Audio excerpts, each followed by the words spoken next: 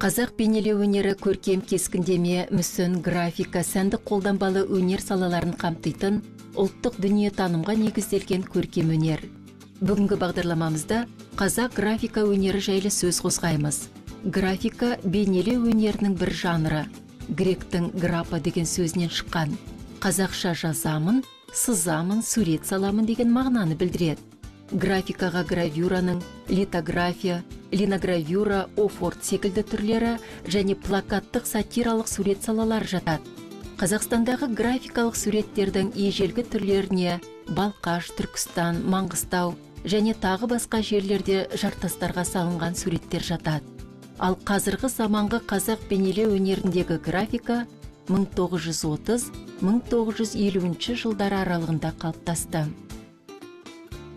Қазақстан графикасы жайлы сөз қозғағанда алдымен Шоқан Уәлихановтың есімін ауызға алатынымыз рас. Ол қазақтың өмірі мен тұрмыс тіршілігін ақ қағаз бетіне түсірген алғашқы суретші.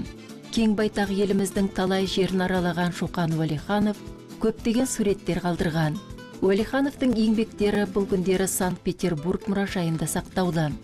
Қазір біз Әбілхан Қастеев атындағы мемлекеттік өнер мұражайының графика қорында тұрмыз. Қасиетті мұражай қорында құнды шығармалар аз емес. К сожалению, в нашем собрании нет рисунков Шокана Уәлиханова, но оно тоже имеет такую свою продолжительную историю. Өкінішке орай біздің қорымызда Шоқан Уәлихановтың суреттері жоқ. Дегенмен Қазақстан графикасының кешегі тарихы Хлудовтың кішігірім альбомдарымен жалғасын тауып отыр. Мұнда қылғалам шеберінің жол сапарлары жайлы жазған суреттері түгел сақталған.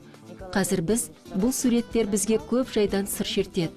Суреттерден шебердің қалай жұмыс істегенін, палитрасын қалай құрғанын, киімдердің сызығымен әрбір деталін және табиғат әлемін керемет сезе білгенін көреміз. Каждый штрих, каждая деталь костюма, каждое состояние природы было особенно важным для него. 1921 жылы Николай Хлудовтың Верный қаласында тұңғыш суретшілер студиясын ұйымдастырғанын айтып кеткеніміз жөн. Сол студияда білім алған қазақ жастары арасынан елімізге танымал суретшілер өсіп шықты. Гордость нашей коллекции – это акварельные листы, оригинальная графика, карандашные наброски.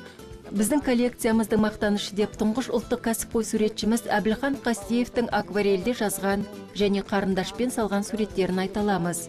Кескіндемедегі еңбектері белгілі бір бағдарламаға немесе белгілі бір идеялық негізді көздесе, акварельге келгенде Қастеев өзін еркін сезінген.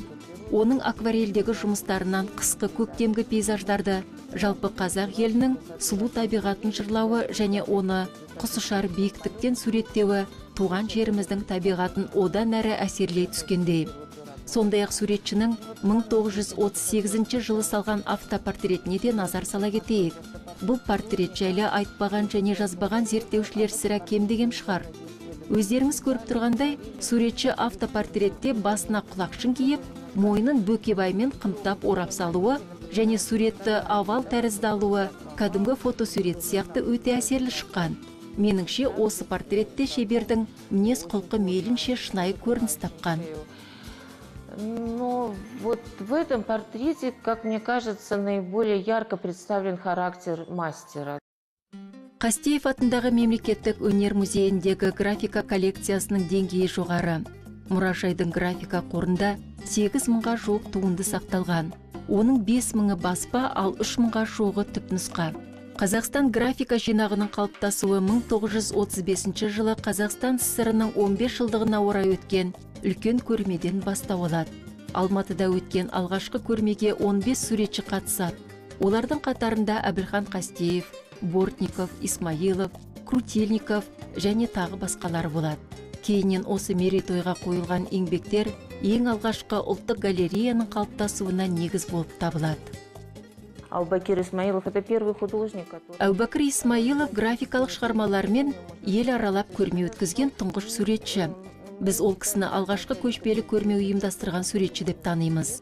18 жасында өзінің алғашқы еңбектерін түйелерге артып, барған жерлерінде арнайы киіз үй тігіп, өздерімен алып барған картиналарын ел назарына ұсынған.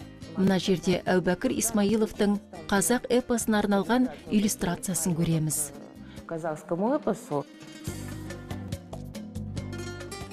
Мысалы, түпнұсқа графикада ұлттық суретшілеріміз Әбілхан Қастеев, Әубәкір Исмаилов, Құлахмет және Қожахмет Ходжықовтардың акварельдік туындылары немесе қарындашпен салынған суреттерін айтатын болсақ, ал 30-шы жылдар, яғни қазақ жаңағы көркемсурет мектебінің қалыптасу кезеңінде осы графика саласында, соның ішінде баспа графикада өзінің ең алғаш линогравюра немесе афорт техникасында жұмыс жасаған суретшілер, бұлар Гербановский және Брылов болды. Яғни Брыловтың 1940 жылғы Амангелді Имановтың портретін. Сонымен қатар Есік өзені, не болмаса Гербановскийдің қалалық пейзаж немесе спорт тақырыбындағы туындыларын айтатын болсақ, бұл 30-шы жылдардағы баспа графикасын ең алғаш қазақ жерінде алып келген суретшілер болды. Солардың қатарында Антощенко, Аленовты да айтып кетуге болады. Яғни линогравюра тәсілінде осы 30-шы жылдары жұмыс жасаған ең белсенді суретшілердің бірі Антощенко, Аленов болды. Ол өзінің артына көптеген линогравюралық парақтарын қалдырды. Олардың ішінде пейзажда қазақтың ұлы азаматтарын Ляшан Сүгіров секілді көптеген ғұламалардың портреттер де қалдырды.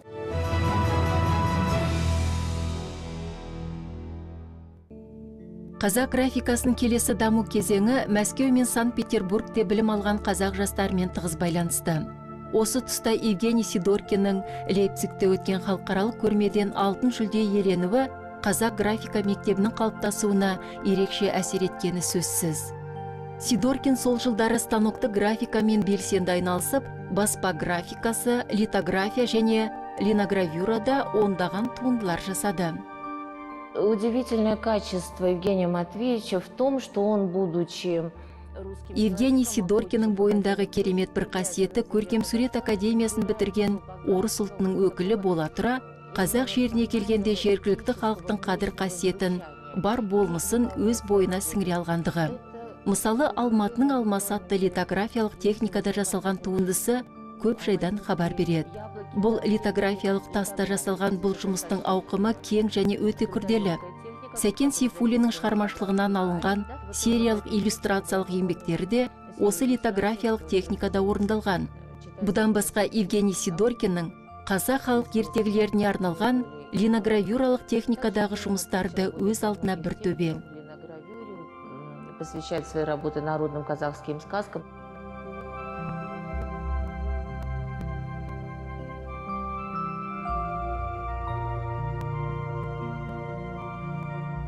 Өзіміздің ұлттық өнерде айтатын кезек, айта кететін болсақ, жаңа Евгений Сидоркиндермен қатар киносуретші Сахир Амановты ерекше атап өтуге болады, сонымен қатар Үкі Ажиевті. Сахир Аманов киносуретші ретінде көптеген кітаптарды безендіріп, өзінің станокты туындыларын қалдырса да, солардың ішінде қырық өтірік ертегісінде иллюстрацияларын ерекше атап өтуге болады. Яғни осы ертегіні безендіруде суретші ертегінің мазмұнын ерекше ашып көрсетеді. Яғни қарапайым қағазда гуаш немесе акварель бояулар арқылы осы сәнді де жаңағы мазмұнды керемет баланың жаңа санасына қызықты образдарды жазып қалдырған. Сонымен қатар осы 50-ші жылдары акварель жанрында ерекше танылған Қазақстан акварелінің шебері Үкі Ажиевті де атап айтуға болады. Яғни Үкі Ажиев өзінің керемет Қазақстан пейзаждарын немесе портреттерінде ерекше атап өтуге болады.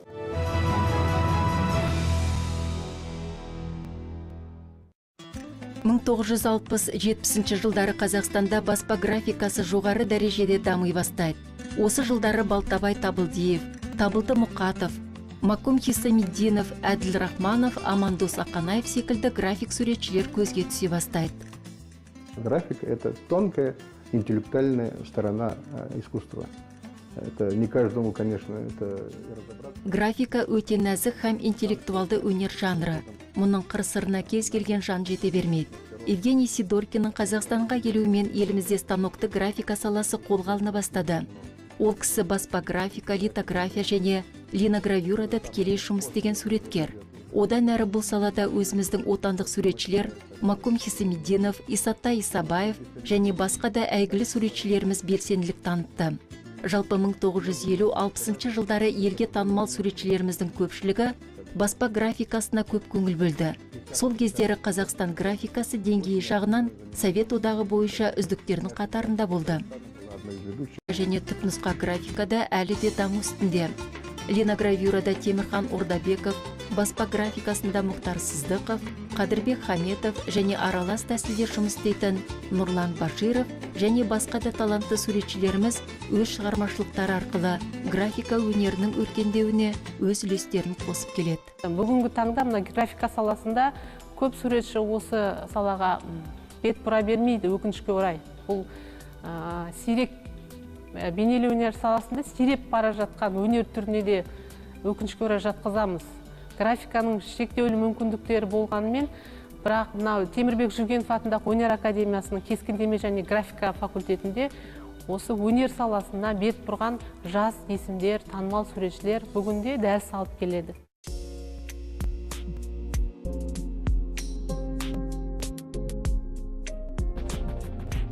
Графика өте күрделі өнер түрі.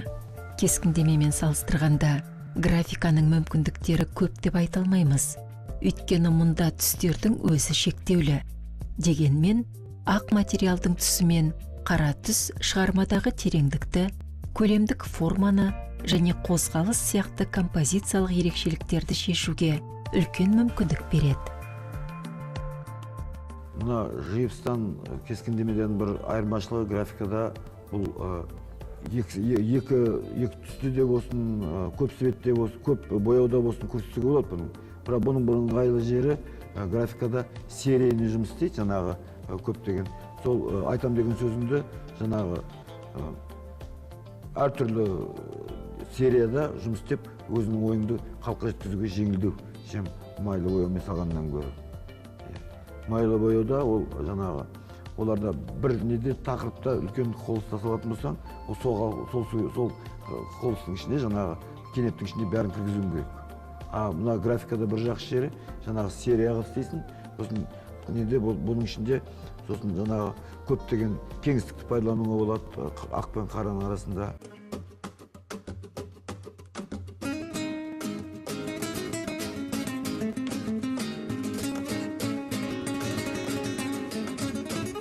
Графика, она остается графикой, поскольку никто еще не отменял. Графика – это самый такой быстрый, оперативный способ реагирования на ситуацию. Да? То есть, если художник сидит где-то и делает быстрые зарисовки… Графика сол графика болып қала береді. Бүгінгі суретшілер толыққанды картиналар салуға ынтық. Бұрындары алдымен сызба, яғни графикалық түрде жасалған туынды кейіннен майлы бояуға немесе басқа бір материалдарға көшірілсе, қазір суретшілер түрлі эксперименттер жасайды. Қазіргі күні мүмкіндіктер өте көп. Коллаж, фотография, баспа, майлы бояу тағы басқасы дегендей. Графика өнер осындай жаңалықтардың нәтижесінде жасалған материалдар арқылы өзіндік ерекшеліктерімен түрленіп отыр. Новейшего, происходящего в графическом искусстве, который уже обретает свои особенности в материале.